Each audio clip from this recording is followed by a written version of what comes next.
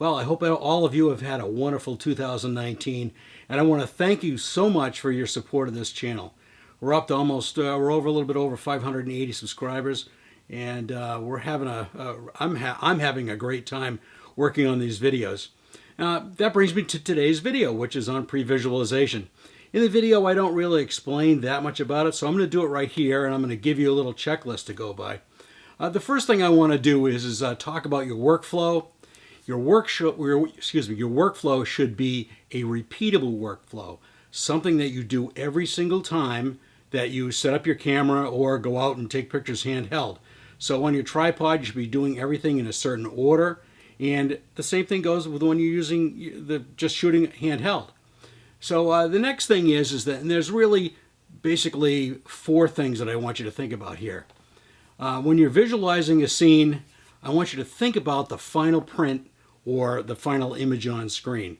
Really think about how you want the image to look and the process by which you go through to get to that point. You need to know really what steps you need to take before and after you press the shutter to get the desired result. Take into account things like exposure, lighting, cropping, before you take the photograph.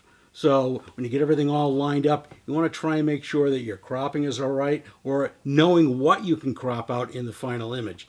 So it really makes a big difference when you do that. So the last thing really is that when you get it into Lightroom and Photoshop, you want to know before you get to that step.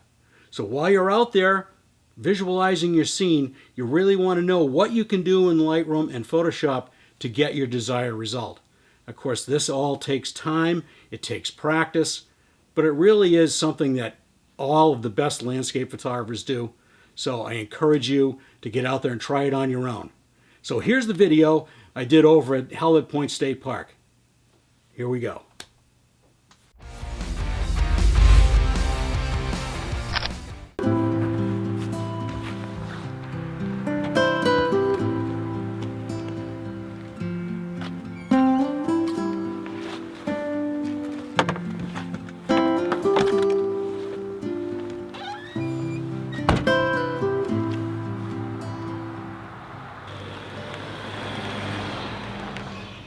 Well, today we're headed out for another KPN Photo Tours photo adventure.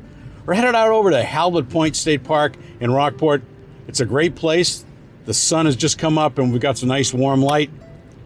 It should be really, really nice. We're looking for some nice warm light on the quarry walls just underneath the sub tower, and we'll see what we get. So we're headed into Halibut State Park. This is a pretty cool place.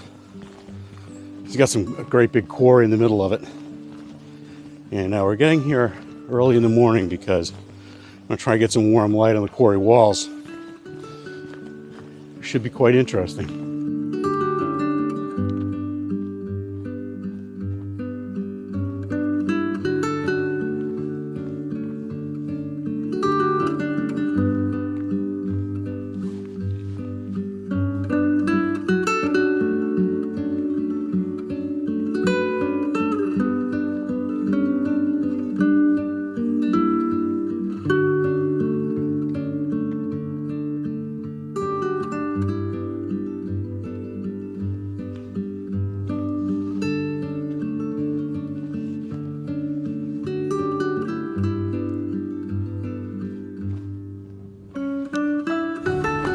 Breezy over here this morning.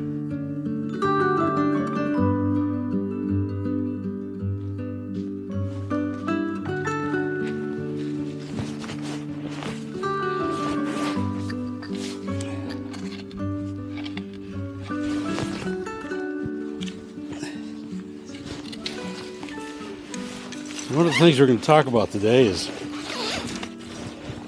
pre-visualization. Pre-visualization really comes down to one thing: knowing what you want. After it's all processed, you want to know what the image looks like in your mind's eye. While you're taking it, or while you're visualizing it here, you want to make sure you know what it's going to look like when you get it printed. Pretty simple concept. So I'm going to switch over to the 55 to 200 here and really zoom in on that wall over there. my exposure, the specs on, is 30th of a second at f10. Now I'm actually gonna make that a little bit more. Let's give it f14 at about a 15th of a second.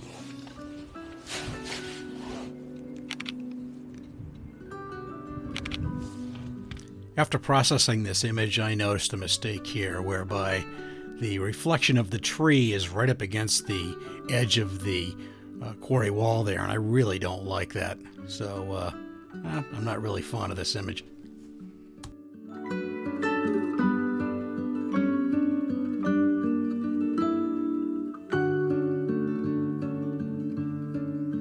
Pre-visualization is a great technique for learning what your photograph is going to look like once you get it done. And that's what I'm doing here, is I kind of know what I'm going to get out of these quarry walls with that beautiful sun on them right now. And I know what I'm going to be able to do to it in Lightroom. So once I get that all figured out in my head and get my scene all composed up and everything, we'll take a look and we'll talk about it a little bit.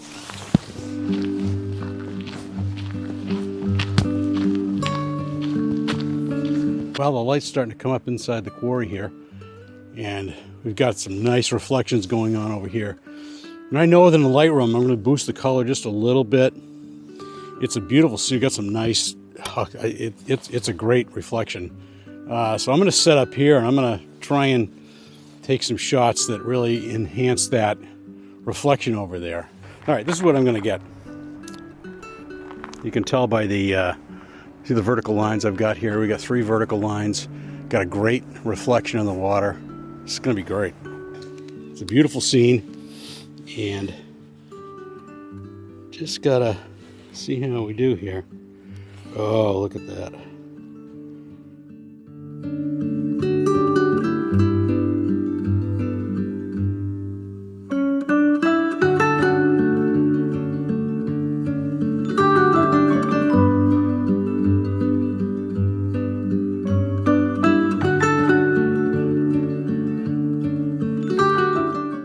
This next shot that I've got lined up here is really cool. It's some leaves stuck in the ice, which there's not that much ice, but there's enough to really make a good picture.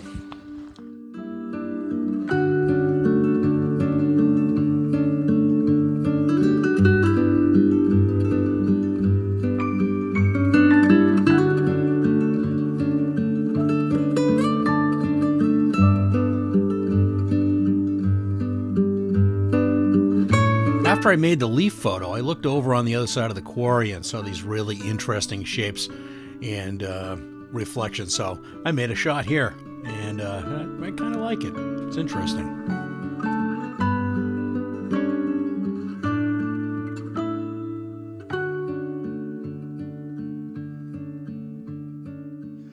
So if you get a chance, you really should come over here to Halibut Point State Park. But try and do it in the off season, because during the season it's really, really incredibly busy. Sometimes you can't even park on a weekend, so I try to stay away from here unless it's in the off season. But boy, I'm telling you, this is some really great opportunities for photographs here.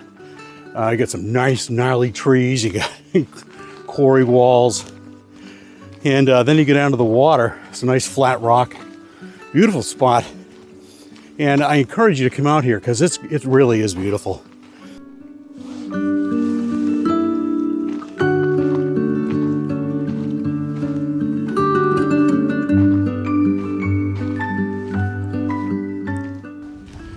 The season here runs from Memorial Day to Columbus Day, so that part's pretty cool.